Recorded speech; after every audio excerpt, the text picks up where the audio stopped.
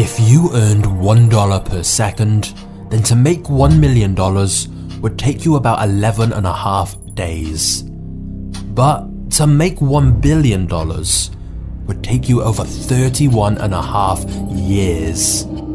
You see, it's easy to think of wealth in terms of rich or poor. But broadly speaking, there are arguably 5 different levels of rich.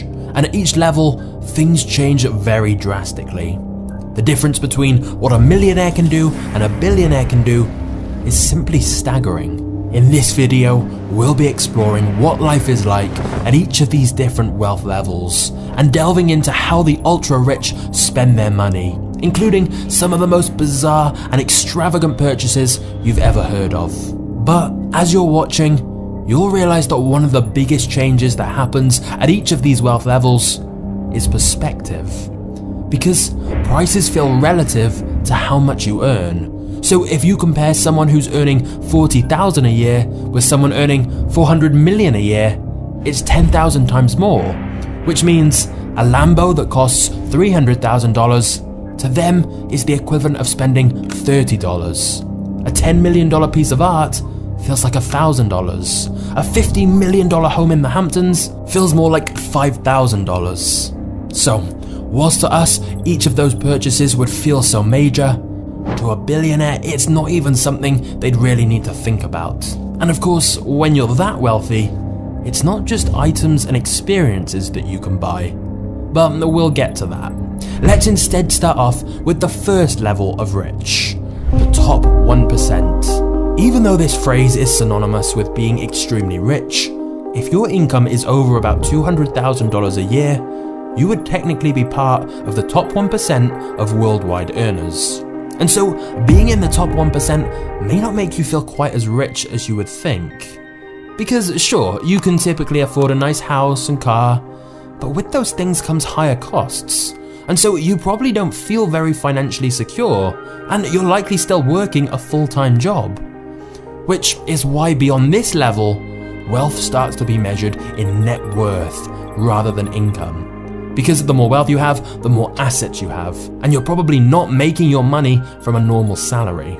So the next level of rich is a net worth of $10 million to $30 million. At this level, your needs are met. You can live very comfortably. You have a really nice house, you often fly first class internationally. If it's a special occasion, you might book a $2,000 suite. You can afford any healthcare you need, and in fact, no emergency financial situation can destroy your life. And yet, you're still not rich in the way that money doesn't matter. You still have to be sensible and careful when it comes to big decisions. And in the banking world, you're still not classified as having an ultra-high net worth. Which brings us to our next level, a net worth of $30 million to $100 million. At this point, you start playing in the big leagues, and most likely, you run or have a controlling interest in a very large company. You always stay at 5-star hotels, and you have multiple residences all around the world that you can stay in as well. You take holidays during prime time, for example, going to Monaco for the Grand Prix, or Cannes for the film festival. And you won't bat an eyelid when the place you're staying at costs $10,000 to $20,000 per night. You have personal assistants and are starting to have people that others have to talk to get to you. You can buy pretty much anything that normal people think of as stuff rich people buy. Like you can buy any cars you want, the fanciest jewelry, and so on. Instead of flying first class, you'd fly private. Although, having said that, you'd typically charter a flight or own a private jet fractionally through a service like NetJets, instead of buying it outright and having to maintain it. But still, at this level, another big change that happens is your social circle. You probably start socializing with congressmen, senators, and community leaders. You're likely very well respected within some very high-class circles. Interestingly though, since you're likely surrounded by other ultra-wealthy people, you may start to feel you don't have enough. Sure, you may have just bought a new Ferrari, but your friend has a limited edition version where only 5 were ever made. And sure, you had dinner with a local governor, but your billionaire friend just had dinner with the president. Even at this level, people are still looking above them. Which brings us to our next level of wealth, $100 million to $1 billion net worth. To be at this level, you likely have ownership or control of a business that most of the public have heard of, even if they haven't heard of you directly. At this point, you can likely socialize with movie stars, rock stars, and the corporate elites. You can go pretty much anywhere you want and always in style. You have multiple residences with staff all over the world, with elite cars at every residence. If it's your thing, you might have a private island, and of course, a private yacht to get you there. Almost any experience you can dream up, you can have. Want to play tennis with your favorite star?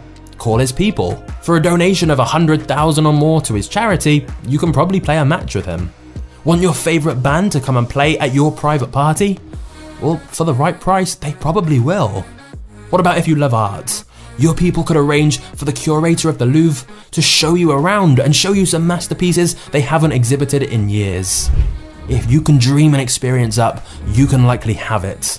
Donations and fees can get you to anyone. And once you have many hundreds of millions of dollars, it's the same when it comes to buying things. You may hire people specifically to find you the most extravagant versions of items you can think of.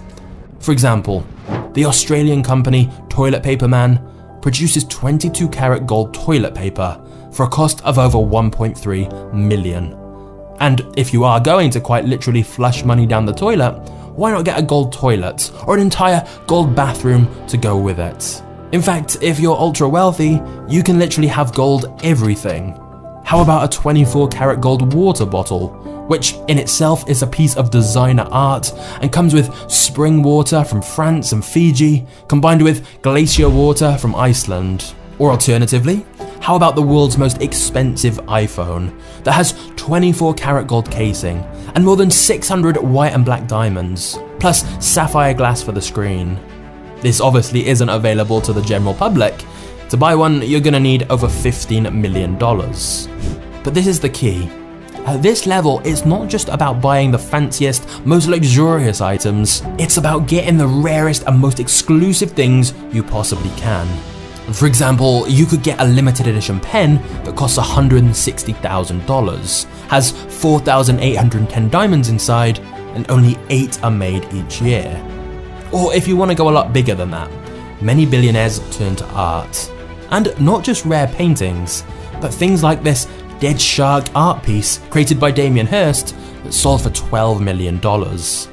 Or let's say you like piano. Well, here's the same crystal piano that was used for the Beijing Olympic Games that was purchased at a private auction for a record $3.2 million. You see, when you're at this wealth level, your mind is the only real limit to what is available. But then we have our final level, the 1 billion net worth and above. Now, before we get into what you can do as a billionaire, which honestly is pretty insane, it's worth noting that the number of billionaires on Forbes' annual rich list has significantly increased in recent years, and there's now around 2,755 known billionaires. Of course, it's possible there are more who have generational wealth that simply do a good job of staying very, very private. But either way, Forbes have estimated these 2,755 billionaires are worth a combined $13.1 trillion, and therefore have more wealth between them than the poorest 5 billion people on Earth combined. These statistics are overwhelming. But let's actually visualize it to put things in perspective. This rice example really highlights that even within this billionaire category, the difference between 1 billion and the kind of wealth Jeff Bezos or Elon Musk have is insanely vast. I'm also a big fan of James Jani's YouTube channel, and he did a great job of visualizing the difference between these large sums of money in a different way. So after seeing these examples, we've now got a better idea of the scale of $1 billion. So now let's look at what you can actually do with it. Because essentially, you can buy anything. And I do mean anything. We're no longer talking about luxurious items and experiences. Firstly, you can buy access. You can ask your staff to contact almost anyone on the planet and get a call back. It's amazing the level of access and respect $1 billion can get you. where within an hour you could ask your people to get in touch with someone and they'd be able to do it. And I'm not just talking about contacting celebrities. It works the same with powerful people within politics as well, especially because the billionaire may well be a donor to their political party. And so, if you're a billionaire, you may occasionally meet with the heads of states and have conversations with them. Which brings us to the second thing $1 billion can buy: influence.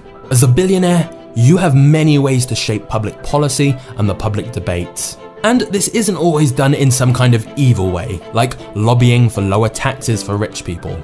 Although, obviously that does happen. But the simple fact is, because of your wealth and connections, you can absolutely influence big changes in the world. And not just on a political level, because another thing you can buy is impact through philanthropy and charity. Your money can literally change countless lives. The question is, how do you distribute it? Clean water for villages? Fund new hospitals? Try to save a dying species of animal? With money, you can impact almost anything of your choice. But one of the biggest differences with billionaires that is often overlooked is the ability to essentially buy time. You quite literally don't have to wait for anything. No lines, no sitting around. Just think about it. You've got your own private jet, so you just show up at the airport whenever you want, sit down in the plane, and 2 minutes later you're in the sky and can go wherever you wish. When you arrive, a driver will have already been arranged to pick you up and take you wherever you want to go. Your assistant will have already got the best table at the restaurant you mentioned wanting to eat at, or maybe your assistant arranged for a celebrity chef to come to one of your vacation homes instead, at whatever time you choose. Everything you could need is taken care of for you. However, believe it or not, there are some downsides to being this ultra wealthy. Firstly, it's nearly impossible to have normal emotional relationships at this level. It can become increasingly difficult to have friends and family that love you for who you are. They exist, but it's pretty hard to know which ones they are, because your world is likely filled with yes men and people looking to take advantage at every opportunity. Your trust and connections with people are undoubtedly considerably weakened. Dating also becomes an odd experience. On the one hand, some of the world's most beautiful and intelligent women are all around you at parties and events. But again, finding someone you have a genuine emotional connection with is a different story. Especially because your time is so valuable that you're always busy and unable to invest in making deep connections with new people. And even if you do find someone, the relationship balance is skewed in a strange way when you have essentially unlimited money. Because no matter whether you pay for everything or whether your partner makes their own money, either way, something about the dynamic feels off. And finally, and most crucially of all, no level of money can give you truly everything. Because death is the great equalizer, and losing loved ones, and losing your own health, and facing your own mortality are problems that no amount of money can solve. The Reddit poster who inspired this video, and deserves full credit, talks about how he met Sylvester Stallone at a party, who had obviously had a very successful career. He said he was such a great guy, had huge levels of wealth and luxury, a smart and beautiful wife, and yet he also had a special needs son who died young. In his words, nobody has it all. Nobody. In fact, if you are watching this video and feeling poor, I think it's worth rethinking. Because in this video, we've looked at several levels of wealth. But the fact you are watching this means you are nowhere close to the bottom of the total wealth pyramid. It's easy to look up and feel frustrated that some people have so much more than us. But just look down the wealth pyramid for a moment. If you have internet access to watch this, plus some food in the fridge, clothes on your back, a roof over your head, and a place to sleep, then you are richer than 75% of the world. In fact, even if you have $1 to your name right now, you are still richer than the majority of the world who are either in debt or have absolutely nothing. What this video really highlights is that rich versus poor is so arbitrary. It's not two groups, there are many, many different levels. And compared to most of the world, you might well be a lot richer than you think. If you enjoyed this video, please make sure you subscribe and turn on notifications for future mini documentaries that are on the way. Thank you for watching to the end, you are a legend, and I'll see you next time. Cheers.